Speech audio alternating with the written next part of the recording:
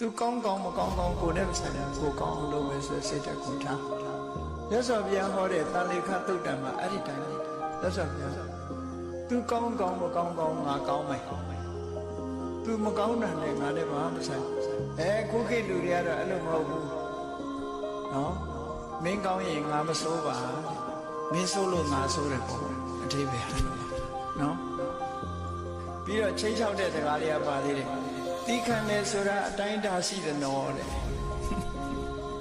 အကုန်တီးမခံဘူးဆိုတဲ့အတိပ္ပယ်ချိန်ချောက်လိုက်ကြည့်တယ်နော်တော့အဲ့ဒါတွေကမှန်ကန်မှုမရှိဘူးမှန်ကန်မှုမရှိဘူးတီးခံတယ်ဆိုတာငါအတိုင်းတာမထားဘူး